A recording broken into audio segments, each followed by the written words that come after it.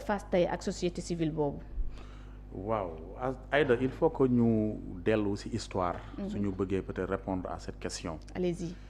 xam nga Macky Sall dafi nekk à la tête de l'État du Sénégal. mu jàpp moom politique pour conserver le pouvoir. da ngay utiliser des moyens non conventionnels moyens non conventionnels su ma ko bëggee wax mooy da ngay dem xool au-delà que li la yoon may nga utiliser que soit pour neutraliser ton adversaire wala pour l'écarter parce que loo gis aussi y a pas de fumée sans feu. loo gis dafa am lu ko waral. je l'ai écouté une partie de son intervention lors de son édition comme vous l'avez dit par la société civile. oui. moom dafa am lu mu fàtte wax. point lan. parce que ñi koy déglu peut-être du ñu ay sénégalais. histoire et actualité réew mi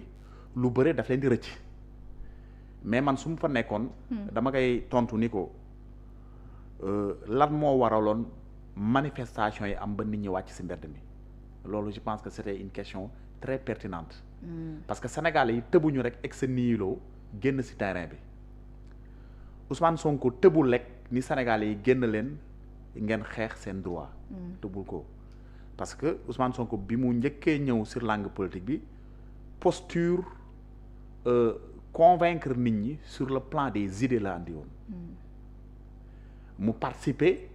pacifiquement parce que dafa gëm démocratie à des élections mooy élection législative d'abord 2017. mu ñëw élection présidentielle mu am un score honorable mu xalaloon ko avenir ba nga xam ne wax dëgg c'est un avenir prometteur. observateurs yi ni kii kat su continuer di évoluer nii mën na jël réew mi Macky Sall puisque c'est un habitué des faits man dama jàpp ni mësul gëm démocratie. parce que ku gëm démocratie doo modifier les règles du jeu. si biir loolu mu modifier code électoral bi modifier yu bare. ba pare nag ni adversaire am mooy opposant bu ko sonal. wala bu ko nar a xañ nguuram. dina ko jaaralee ci ay artifices juridiques pour empêcher que mu nekk candidat parce que il faut que ñu retracer l'histoire d'abord. loolu bu mu amee mu teg ay ndëgg sërëxam créer fi ay complot yu bëri gis nañ ko. créer fi aussi ay modification ci code électoral bi. ba ça veut dire que nit ki pour gàllankoor candidature am lu yomb lay nekk. xam nga loolu c'est extraordinaire. parce que candidature président. dafa nekk lu sérieux parce que on parle de l'avenir d'un pays. soo ko naree gàllankoor ci ay Malick Foro ci ay wax yoo xam ne ay wax parce que politicien day wax ñun ñëpp on est des politiciens. lu ndaw boo ko waxee nga dugg. prison c'est-à-dire que oui le discours c'est un instrument de communication et d'échange d'un leader politique ou bien d'un homme d'État. te nit su dee wax dëgg yàlla day wax sa position par rapport à la marche du pays te soo xoolee Ousmane luñ ko xañee droit wam bëgg ko ci jaay doole wax dëgg yàlla soo xoolee soubassement bi fondement bi wax dëgg yàlla tegwul ci lu dul dëgg Sénégalais yi nag ñu ni wax dëgg yàlla Sénégal démocratie nañ ko xamee woon depuis le code consensuel de Kéba Mbaye yàlla na ko yàlla yërëm te jégal en 1992. mësuñu gis un candidat mu am ay aspirations de briguer un mandat présidentiel ñu utiliser des superficies pour xañ ko. Abdou Diouf defu ko Ablaye Wade defu ko moom mu ñëw bëgg a delloo Sénégal ginnaaw sur le plan politique et sur le plan démocratique ndawu Sénégal yi loolu lañ doon xeex donc il faut que ñu dellu sur l'historique. suñu dellu sur l'historique dañuy jàpp ne Macky Sall dafa jàppoon constitution bi jàpp code électoral bi ak toutes les dispositions juridiques tout l'arsenal juridique comme benn instrument ba nga xam ni daf koy modifier à sa guise en fonction de ses propres intérêts en fonction aussi de ses objectifs politiques. kon da nga jàpp ni loolu élément la bi taxoon nit ñi wàcc tey ci mbedd mi. entre autres loolu rek la moo taxoon nit ñi wàcc ci terrain bi parce que Ousmane Sonko ñi ko bëggoon ñi ko gëmoon bari na ñi ko toppoon bari na am mu nekk seen espoir Macky Sall ñëw ni kii du dem élection da koy xañ ak xam ak yelleefam pour mu bokk ci élection yi donc il faut que ñu lu mu tudd situer l'histoire situer ces faits dans l'histoire loolu bu mu amee Sénégalais aussi wax ni nous sommes dans un état démocratique c'est par de combats de longue haleine à travers le PDS de Abdoulaye Wade les Abdoulaye Bathily Amath Dansokho Landing Savané ñoom Mahmoud Diop soo remonté beaucoup plus loin voilà ñoom doyen kii Mbow notre doyen là Amadou Makhtar Mbow c'est des gens qui se sont battus au prix de beaucoup de sacrifices pour mettre ñu sur pied une démocratie Sénégal nekk un îlot démocratique très rare en Afrique Macky Sall ñëw bëgg a jël lépp lu mu tudd sax réduire ko sànni ko ci poubelle bi Sénégal yi nii loolu duñ ko nangu. on va se battre pour conserver la démocratie. mais maître moom nee na li fi amoon forme de terrorisme la boo xamante ni dafa gane ci woon Sénégal ay nit comme ni mu ko waxee yu bëggoon jël nguur gi ñoo ñëwoon ngir salfaañe lépp lu fi am li fi xewoon yépp énuméré na ko tey jii boo xoolee ne loolu lañ bëggoon def moom en tant que chef d'État li tax ñu fal ko moom mooy mu garantir sécurité nit ñi waaye tam dal bi am c'est pourquoi il a agi ainsi. non xam nga Aïda Mbène souvent on est dans un monde où le terrorisme a gros dos. C'est souvent des fuites en avant pour certains dirigeants même soo xoolee sur le plan international. Israël su bëggee éliminer ses adversaires il les accuse de terrorisme Ukraine pareil partout Russie pareil donc pour man c'est des fuites en avant et il y a un an qui dit que qui veut abattre son chien l'accuse de rage mais ñëpp xam nañu wax dëgg yàlla Sénégal affaire terrorisme ñun les Sénégalais d'habitude intaxement un Sénégalais il n'est pas violent mais nag soo ko sësee ba ci miir bi mu défendre lu mu moom parce que loolu aussi àq la diine l'islam sax da ko wax sa alal soo ko dee défendre soo si deewee sax shahid ngay doon tu deviens un martyr Sénégalais nag ils sont comme ça il y a un influenceur bi muy sur mu ni Sénégalais sax c'est des faux gentils bu dégg nañ ko Coupe d'Afrique bi mu passé j'en passe pour vous dire en réalité yooyu c'est des arguments fallacieux ya nga xam ne wax dëgg yàlla ku suivre actualité politique bu Sénégal xam les réalités politiques xam les acteurs xam Sénégal fi mu jóge ak fi mu yegg si fii xam nañu les arguments de terrorisme taxawul c'est des faux arguments lenn moo amoon bëggoon na ñëw jaay doole parce que loolu la xam amul élégance politique bëggoon na ñëw jaay doole un opposant sénégalais yi am nañu ci bëri ànduloon sax Ousmane Sonko mais sénégalais moo mel noonu suñu gisee nit ñu koy jaay doole sénégalais yi day taxaw sénégalais yàlla moo ko bindee noonu sénégalais bëggul injustice soo bëggee nit ñi bëgg soo bëggee nit ki nit ñi bëgg ko rek jaay ko injustice Sénégal yëpp ils vont se mobiliser taxaw jàppale ko Ousmane Sonko avait bénéficié à l'époque de ça loolu moo waraloon situation bi fi ne malheureusement par leur soif de pouvoir mu jaraleen mu jël ay nervi dugal ci biir moom nervi yi le cas des nervis waxu ko man su ma fa nekkoon affaire gi dinaa ne ko mais nervi yi les armes que tu avais achetées 45 milliards yi nga xam ni ministre de l'environnement kenn xameewu ko jënd ay armes de 45 milliards ñu jël gis y a un jour maa nga xam ni c'était un jour maa nga xam ni y avait beaucoup de théâtre de violence ñu jël des véhicules de la présidence nekk di circuler ci dëkk bi avec des nervis man je pense que ñi doon laaj Macky Sall dañu waroon teg benn film d'abord pour man suñu tegoon film ba pare doo koy poser question foofu lay pertinent wee mais malheureusement bon xaw ma peut-être du mu leen dicter seen démarche non c'est normal il faut qu'il se défende parce que dafa am lu mu bëgg parce que ñu ngi mais man dama jàpp 80 personnes ñoo fi faatu te moom lu njiig njaag mooy njaag et puis lii rek buñ ci sukkandikoo warul nekk ONU mais man loolu laa gëm parce que ñun tey Sénégal mënuñu jàppale Macky Sall mënuñu encourager kuy jàppale Macky Sall xam nga lu tax parce que loolu suñ ko defee day waroog ñun lu ñuy xeex mooy on lutte contre l'impunité parce que dañu jàpp ne réew mi depuis bu mu nekkee réew Sénégal ba léegi toujours ay violence politique yaa gën a fi am mais saa yoo amee su jeexee on oublie on tourne la page mais la nga xam ne fajaloo ko mais day ñëwaat parce que il faut lu mu tudd sax problème il faut le résoudre par la racine bi lan mooy solution bi mooy lutter contre l'impunité nit ki soo defee mbir ñu def enquête gis sa responsabilité taxee na ci laalee na ci dañ la war a jël ay sanctions yu mu laaj ñu teg la ko gis nga loolu suñu ko defee ëllëg keneen su ñëwee ñun actuellement ñoo ngi nekk au pouvoir. On ne serait jamais tenté d'utiliser la violence contre le peuple ou bien contre l'opposition. dinañ ci jàng waaw. je pense que loolu mooy doxal réew. mais à chaque fois su amee violence y a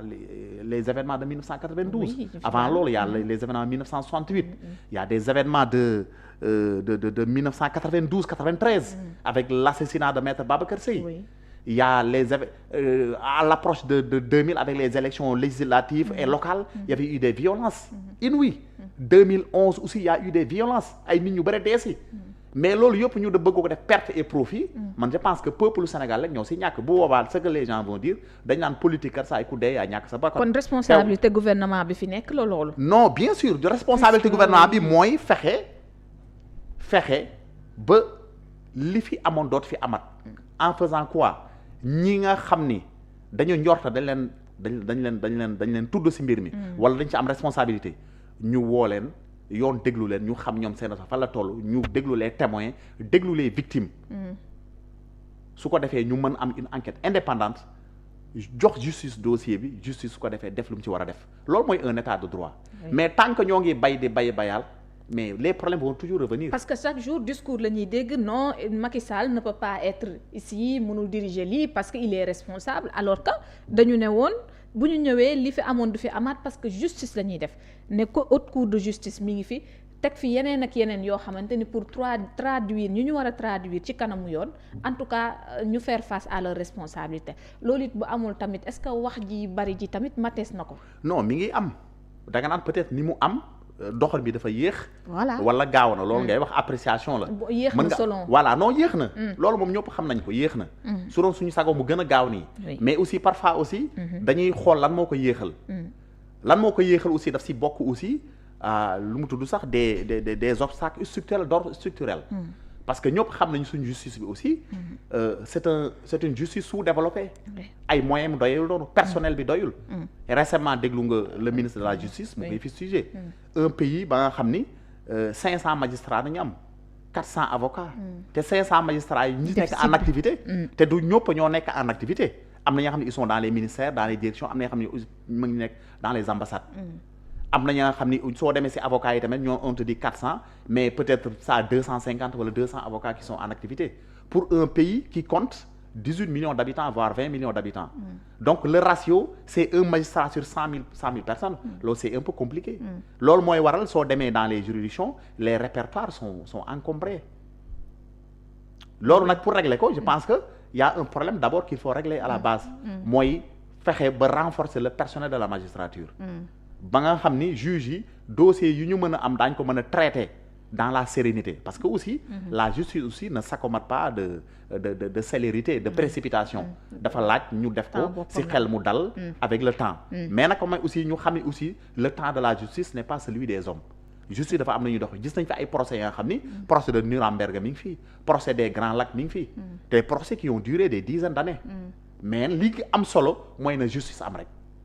te man gëm naa ni incha allah en tout cas ñun tant que ñoo ngi fi su neexee yàlla justice dina am. léegi Macky Sall tam si aborder ci même sens bi en tout cas moom ci gis-gisam mooy lii dañu ko war a fàtte bàyyi ko suñu ginnaaw ndax dafa nekkoon jëf joo xamante ni pour defar la même s'agissant des emprisonnements yi nga xamante ni gisoon nañ ko et tout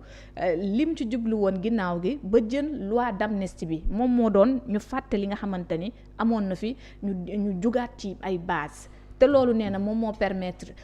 tey tandem bi nekk fi ñu nekk ndax nee na loi d'amnistie boobu moo tax léegi su fekkee ni yéen da ngeen di insister à ce que justice boobu ñu am ko nee na nañu dem ci vers l'abrogation de la loi d'amnistie. waaw xam nga bon Macky Sall su waxee abrogation de la loi avec tout le respect qu'on lui doit man wax dëgg yàlla moom xam na lu muy wax ni loolu mënta ne. impossible. voilà loi d'amnistie kenn mënu ko abroger on ne peut pas l'abroger. parce que loi doom na soo ko abrogé l'abrogation du am ay effets rétroactifs. D'accord. parce que c'est des faits te faits yi c'est dans le passé. am na ba pare. donc kenn mënatu ko abrogé. yenn actes yi nag. su ko nit commettre c'est des actes imprescriptibles. loolu conseil constitutionnel am na liggéey bu am solo bu mu ci def. mooy des crimes de sang des tortures des actes de barbarie yooyu moom. kenn mënu ko amnistier yooyu moom c'est des faits nga xam ni qu'on ne peut pas qui ne peut pas être sous l'emprise de l'amnistie loolu kenn mais dafa am ay faits nga xam ni les personnes qui étaient poursuivies tout ça am na si ñi nga xam ni effectivement mën nañu jàpp ne suñ ko xasee amnistie c'est fini li am solo kay mooy ñu topp la directive qui a été indiquée par le conseil constitutionnel beneen affaire su ba ñëwee muy taxaw naan dañoo def loi d'amnistie pour apaiser xam nga problème bi li ma doon wax rek loolu c'est que nëppal man pour man moo yàq Sénégal moo tax Sénégal tollu fii on négocie trop avec la loi gis nga loi le caractère coercitif de la loi parce que loi 3 caractères yooyu la am mooy un caractère impersonnel le caractère général et le caractère coercitif mooy c'est-à-dire que mooy exécutoire le caractère exécutoire dégg nga caractère yooyu su si le caractère exécutoire jógee c'est que loi bi amatul sens il devient une règle morale te règle morale su la neexee respecté su la neexee bul respecté du mujje fenn léegi nag pour que cette loi là soit respectée pour le bien de tout le monde pour le bien-être de tous les Sénégalais et pour la sécurité aussi de tous les Sénégalais il faut que la loi soit sanctionnée loolu lay jur une loi doit être sanctionnée mais malheureusement Sénégal on a l'impression que certains policiers sont bénéficient d'une immunité naturelle da ngay nekk pouvoir def loola neex du mujj fenn dara du la si fekk sàcc xaalisu réew mi rey ay nit jël ay nit yóbbu prison def exercer une violence contre les citoyens ou bien contre l'opposition après soo jeexee ñu ni bon réconciliation nationale les faits vont revenir comme actuellement li ñu wax rek président li mu gis mooy jàmm mënuñu ko teg ci kaw non effectivement c'est-à-dire que dafa am li pour rebondir si li nga wax ni oui il ne peut pas y avoir de justice de paix du moins sans une justice xam nga justice moom mooy ndëgër laayu jàmm bu sax maa ngi fàttaliku sëñ Abdou Aziz Dabakh jamono Mauritanie dafa après événement yi dafa def benn discours bu amoon solo bi muy wax ci discours bi mu ni suñu digganteeg Mauritanie maa ngi ñaan yàlla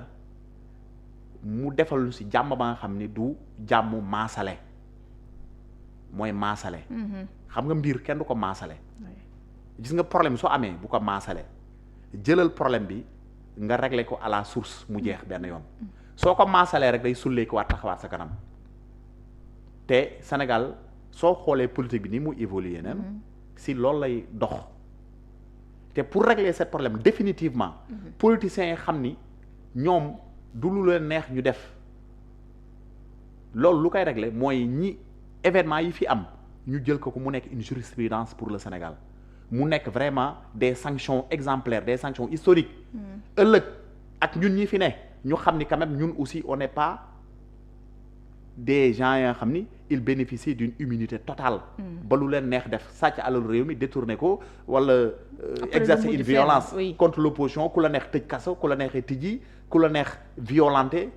te du mujje fenn loolu pour mu am ci réew mi il faut que ñu doxalin ma nga xam ni dañuy ku nekk da ngay jàppe sa bopp nawle xam nga ni que soo ko jàppee sa bopp nawle da nga koy respecter da ngay respecter sa position nga respecter gis-gisam tout ça nag mu am dans l'adversité mooy une adversité ba nga xam ne c'est une adversité pacifique une adversité basée sur l'élégance loolu mooy politique mais politique soo gisee sa adversaire nga jàpp ni kii c'est ton ennemi un ennemi il faut l'éliminer par tous les coups mais loolu moom mooy jur violence malheureusement malheureusement mooy jur violence te ñun Sénégal dañu nekk réew ma nga xam ni on est une vitrine dans le monde surtout en Afrique dafa am exemple bu ñu war a joxe avec nos pays limitrophes nos voisins et même le reste de l'Afrique suñu nekkee ñun di xiiroo ak di ŋaayoo mais wax dëgg yàlla ñooñu ils vont même remettre en cause la démocratie gis nañu fi tout récemment un chef d'État même qui a remis en cause la démocratie